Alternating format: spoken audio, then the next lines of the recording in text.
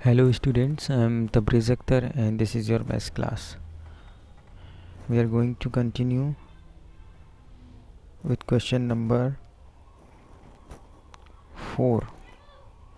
Question number 4 से continue कर रहे हैं exercise 4.1. First question is the sum of number x and 4 is 9. Write equation for the following statements. ये जो statement दिए हैं इनकी हमें इक्वेशन बनानी है। तो स्टेटमेंट में कह रहा है कि the sum of numbers x and 9 x and 4 is 9। तो x एंड 4 का सम जो है वो 9 है, ये क्वेश्चन में कह रहा है। तो इसको इक्वेशन में क्या कर सकते हैं, इसको इक्वेशन में हम कर सकते हैं x + 4 = 9। ये बन गई इक्वेशन, ठीक है। नेक्स्ट क्वेश्चन है 2 subtracted from y is 8। y से 2 सब्ट्रैक्ट किया गया और वो क्या बन गया, 8 बन गया। तो y से आप क्या कर दो, 2 सब्ट्रैक्ट कर दो। पहले y राइट कीजिए, फिर 2 सब्ट्रैक्ट कीजिए यानी -2 एंड देन इज़ 8 यानी = 8 हो गया, ठीक है। तो ये हो गया आपका y - 2 = 8, ये क्वेश्चन बन गई, ठीक है। तो इस टाइप से आप देखिए और भी क्वेश्चन है। 10 टाइम्स a इज़ 70। a का 10 टाइम्स क्या है, 70 है। तो 10 × a या फिर 10a = 70, यहाँ पे 70 होगा, ठीक है। ये हुआ। तो टाइम्स का मतलब, इससे हमें पता चला कि टाइम्स का मतलब होता है मल्टीप्लाई करना, सब्ट्रैक्टेड का मतलब होता है माइनस करना, ठीक है। आते हैं नेक्स्ट में। The number b divides bye 5 gives 6। Number b divided by 5 gives 6। तो b को डिवाइड करना है 5 से, तो b डिवाइडेड बाय 5, b/5 है ना। गिव्स 6 यानी हमें मिलता क्या है, 6 मिलता है। तो = 6, ये हो गया आंसर उसका, ठीक है। 3/4 ऑफ t इज़ 15। t का 3/4 मतलब क्या होता है, 3/4। 3/4 मतलब 3/4 है ना। ऑफ t मतलब, ऑफ का मतलब होता है मल्टीप्लाई, तो इंटू t, 3/4 इंटू t। तो इसको कैसे लिख सकते हैं, 3/4 इंटू t को लिख सकते हैं 3/4t, ठीक है। 3/4t, तो जहाँ पे कुछ नहीं होता वहाँ इंटू ही तो होता है, ठीक है। तो 3/4t इज़ 15। क्वेश्चन कह रहा है इज़ 15 यानी = 15, ठीक है। Next is 7 times m + 7 gets u77, ठीक है। 7 टाइम्स m + 7 गेट्स u77, ठीक है। तो 7 टाइम्स m, 7 टाइम्स का मतलब होता है मल्टीप्लाई, ठीक है। तो 7 टाइम्स क्या है, m है। तो 7 टाइम्स मतलब मल्टीप्लाई यानी इंटू m। तो 7 × m को 7m भी कर सकते हैं, ठीक है। +7 और +7 भी लिखना है, ठीक है। तो 7m + 7 गेट्स u77, हमें क्या मिलेगा, 77 यानी = 77। तो ये हो गया हमारा आंसर इसका। Next is 1/4 of a number x - 4 gives 4। 1/4 यानी 1/4 ऑफ अ नंबर x यानी x, नंबर x यानी x। तो 1/4 ऑफ x मतलब हो गया 1/4 यानी 1/4x है ना। -4 यानी -4, गिव्स 4 यानी = 4, ठीक है। तो ये हो गया हमारा answer. If you take away मतलब माइनस करना, टेक अवे मतलब माइनस करना। If you take away 6 from 6 times y, 6 times y में 6 माइनस किया जाए या टेक अवे किया जाए तो आपको क्या मिलेगा, 60 मिलेगा। स्टेटमेंट ये कह रही है। तो सबसे पहले आपको 6 टाइम्स y लिखना होगा। 6 टाइम्स y होता है 6y एंड टेक अवे कर दीजिए 6, तो -6 कर दीजिए। तो 6y - 6 = 60 हो जाएगा। Next is if you add 3 to 1/3 of z you get 30। 1/3 of z में अगर 3 ऐड करते हैं तो 1/3 ऑफ z मतलब 1/3z है ना, 1/3z।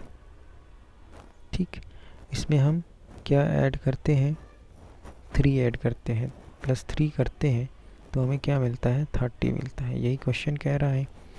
तो 1/3z को z/3 भी लिख सकते, क्यों, 1/3 इंटू z लिखा हुआ है तो 1 का z से मल्टीप्लाई भी कर दोगे अगर तो z इंटू 1 z ही कहलाएगा। तो z जो है 1 की प्लेस पे आ जाएगा तो z/3 हो जाएगा। ठीक है, चाहे 1/3z लिखो या फिर z/3 लिखो, दोनों ही सेम है। अब आते हैं नेक्स्ट टाइप ऑफ क्वेश्चन में, question number 5। Right the following equation in the statement form. तो अब यही इक्वेशन दी हुई है, इनको स्टेटमेंट में कन्वर्ट करना है। अभी स्टेटमेंट थी, इक्वेशन में कन्वर्ट करना था, अब इक्वेशन है स्टेटमेंट में कन्वर्ट करना है। तो क्वेश्चन सबसे पहली स्टेटमेंट है p + 4 = 15। तो हम इसको स्टेटमेंट में कैसे कर सकते हैं, sum of a number p and 4 gives 15। तो इसकी स्टेटमेंट कुछ इस टाइप से हम लिख सकते हैं, sum of a number p and 4 gives 15। Next m - 7 = 3, तो 7 सब्ट्रैक्टेड फ्रॉम m गिव्स 3। ठीक है, कुछ इस टाइप से हम इसको राइट करेंगे। Now 2m = 7, then twice of m gives 7। Twice of m मतलब क्या होता है, ट्वाइस ऑफ m, ट्वाइस का मतलब 2 होता है, ऑफ m मतलब, ऑफ का मतलब मैंने बताया था इनटू होता है, इनटू m यानी 2m। तो ट्वाइस ऑफ m का मतलब 2m ही तो होता है, ये 2m तो दिया है। ठीक है, तो 2m = 7 को हमें लिखना पड़ेगा, twice of m gives 7। m/5 = 3, तो हम इसे कर सकते हैं m/5 गिव्स 3। ठीक है, तो इस टाइप से बहुत ही इजी इक्वेशन की स्टेटमेंट होती है। 3m/5 = 6 है, तो 3 टाइम्स ऑफ m/5, ये 3 टाइम्स ऑफ m है, 3m है ना, तो 3 times of m divided by 5 ये राइट कर लीजिए, है ना, और इक्वल टू 6 है तो इसको लिख दीजिए गिव्स 6, है ना। तो ये हो गया आपके क्वेश्चन नंबर 5 के answer. Now question number 6, set up an equation in the following cases. ये कुछ केसेस दिए हों, उनमें इक्वेशन सेटअप करनी है। ये थोड़े हार्ड टाइप के क्वेश्चन है। ठीक है, तो फर्स्ट क्वेश्चन कह रहा है कि Irfan says that he has 7 marbles more than 5 times the marbles Parmit has.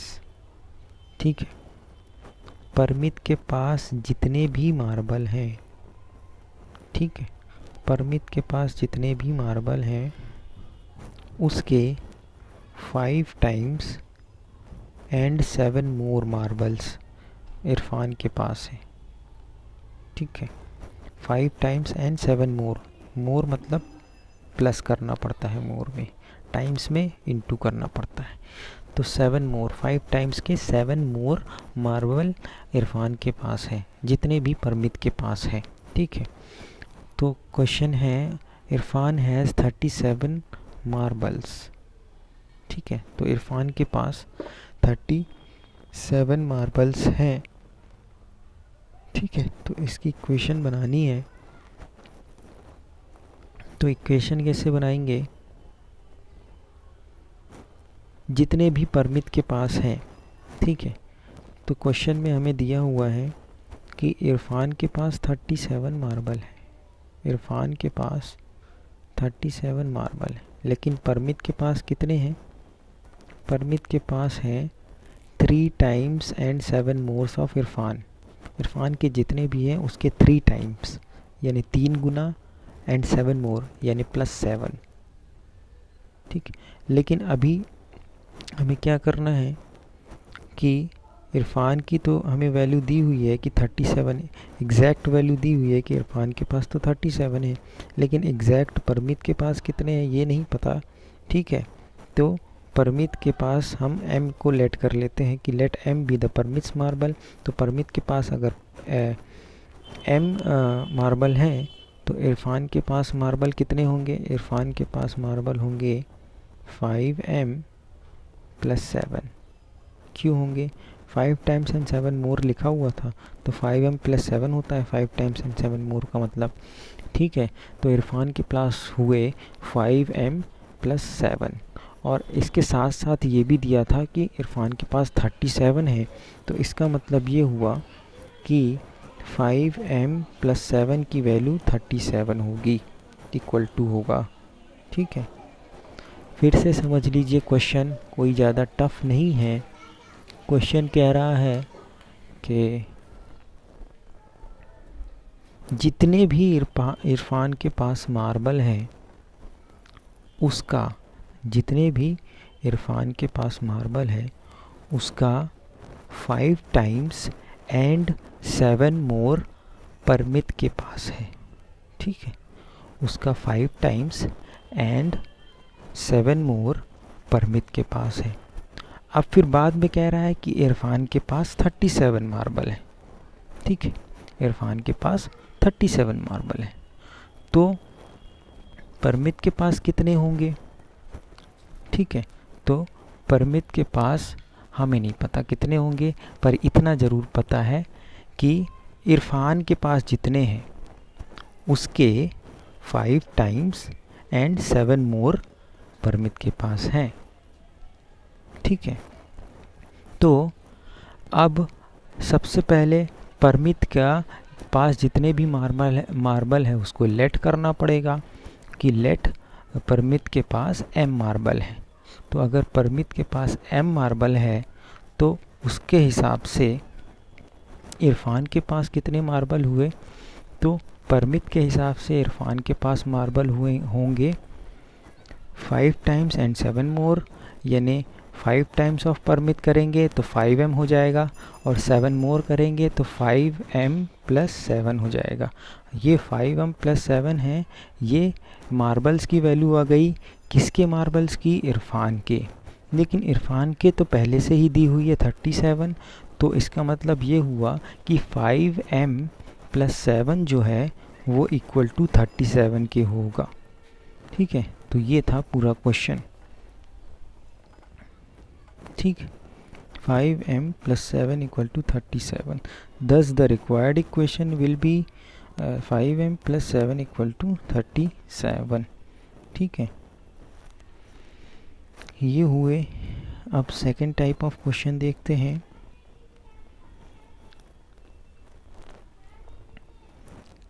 Lakshmi's father is 49 years old. He is 4 years older than 3 times Lakshmi's age. ठीक है, लक्ष्मी के फादर जो हैं वो 49 ईयर्स ओल्ड है। ठीक है, तो इस टाइप के क्वेश्चन में आपको क्या होता है, एक तो आपको वैल्यू भी दी हुई होती है और उसकी एक इक्वेशन भी दी हुई होती है। तो वैल्यू और इक्वेशन को इक्वल करना होता है, यही चीज़ करना होता है। सबसे पहले लक्ष्मी के फादर की वैल्यू 49 दी है। ठीक है, उसके बाद रिलेशन भी दिया हुआ है। रिलेशन क्या दिया है कि ही इज़, यानी लक्ष्मी के फादर, ही इज़ मतलब लक्ष्मी के father is 4 years older than 3 times Lakshmi's age. Lakshmi के एज के 3 टाइम के 4 years ओल्डर है। ओल्डर मतलब ओल्डर जब भी आएगा तो आपको प्लस करना है। कितना? 4 years ओल्डर है तो आपको +4 करना है। ठीक है, 3 टाइम्स लक्ष्मी's एज, तो लक्ष्मी's एज तो दी नहीं है। ठीक है, तो लक्ष्मी's एज, ये देखो लिखा हुआ है take Lakshmi's age to be y। तो अगर लक्ष्मी की एज y ले लिए तो लक्ष्मी की एज के 3 टाइम्स करना है तो 3y हो जाएगा। और बाद में ये भी लिखा था कि 4 years ओल्डर भी है तो +4 भी करना पड़ेगा। तो 3y + 4 हो गया लक्ष्मी के फादर की एज। यानी लक्ष्मी की फादर की एज 49 दी हुई है और इक्वेशन में कुछ इस टाइप की इक्वेशन बनेगी। तो ये भी उन्हीं की एज है और ये भी उन्हीं की एज है, तो ये दोनों एक दूसरे के इक्वल हो जाएंगे। तो 3y + 4 = 49 होगा। ये होगी आपकी इक्वेशन। ठीक है, 3y + 4 = 49। Let Lakshmi's age y years, यहाँ y होगा। ठीक है, y years, Lakshmi's father's age 3y + 4। Lakshmi के फादर की एज कितनी होगी? 3y + 4, क्योंकि ये क्वेश्चन में ही दिया हुआ है ये रिलेशन।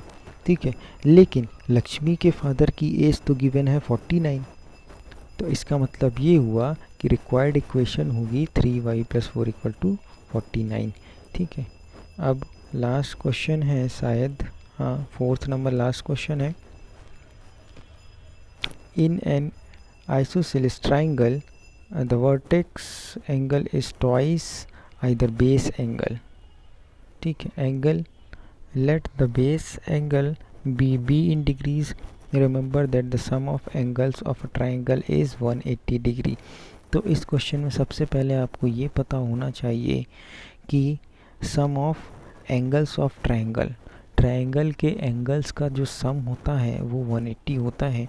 तो ट्रायंगल्स जो होते हैं वो, अगर आप एक ट्रायंगल ड्रॉ करते हैं तो ये हो गया ट्रायंगल, इसके जो एंगल होते हैं 3 एंगल होते हैं, एक ये हुआ, एक ये हुआ, एक ये हुआ, और इन तीनों एंगल का जो सम होता है, मान लीजिए ये एंगल x है और ये y है और ये z है, तो इन तीनों का सम क्या होगा? x + y + z = 180 होगा। ऑलवेज ये आपको पता होना चाहिए। ठीक है, तीनों एंगल का सम जो होता है वो 180 होता है, पहले ये पता होना चाहिए। उसके बाद let each base angle B b degrees, ये क्वेश्चन में ही दिया हुआ है कि आपको बेस एंगल ले लीजिए, b ले लीजिए। ठीक है, तो बेस एंगल हमने b ले लिया, अज्यूम कर लिया। ठीक है, vertex angle of a triangle = 2b, ये हमें क्वेश्चन में ही दिया है। ठीक है, तो मैं कैसे 2b कर दिया मैंने, तो एक बार फिर से क्वेश्चन देख लीजिए। ठीक है, क्वेश्चन कह रहा है in an isosceles triangle the vertex angle is twice either base angle. ठीक है, तो एक आइसोसेलेस ट्राइंगल है। ठीक है, ये बना दिया मैंने।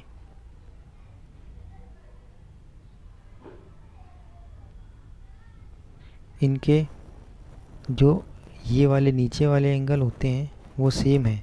ठीक है, नीचे वाले बेस एंगल जो है वो सेम है। ठीक है, और कह रहा है कि जो वर्टेक्स एंगल है, यानी ये ऊपर वाला जो एंगल है, ठीक है, वो ट्वाइस है बेस एंगल का। बेस एंगल का ट्वाइस है, इसका मतलब अगर मैं बेस एंगल को b ले रहा हूँ तो वर्टेक्स एंगल 2b हो जाएगा। ट्वाइस है ना, तो 2 × b, ट्वाइस मतलब मल्टीप्लाई करना पड़ता है 2 का, तो ऊपर वाला यानी वर्टेक्स एंगल क्या हो जाएगा? 2b। ठीक, यही तो मैंने किया। नीचे के दोनों एंगल b कहलाएंगे, सेम होते हैं नीचे के दोनों एंगल, आइसोसेलेस की बात हो रही है। तो रिक्वायर्ड इक्वेशन क्या बनेगी? b + b, यानी नीचे के दोनों एंगल और प्लस ऊपर का एंगल 2b हुआ, है ना, अकॉर्डिंग टू द क्वेश्चन। ठीक है, तो b + b + 2b, अब तीनों एंगल को सम करेंगे तो 180 होता है, ये हमें पता है, तो = 180। और अगर हम इसको फिर ऐड कर देते हैं नेक्स्ट लाइन में, हमें अब इसको ऐड करेंगे तो b + b + 2b कितना होगा? 4b होगा। ये 1b, ये 1b, इनको ऐड किया तो 2b हुआ, और 2b + 2b, 2 + 2 4b हो जाएगा ना, 2b + 2b, ये हो जाएगा टोटल 4b। तो ये 4b हुआ, 4b = हुआ 180। तो हमारे पास इक्वेशन आ गई लास्ट में 4b = 180 डिग्री। ठीक है, ये था हमारा लास्ट क्वेश्चन, और आपको 4.1 नोटबुक में कंप्लीट करना है पूरा। ठीक है, थैंक यू।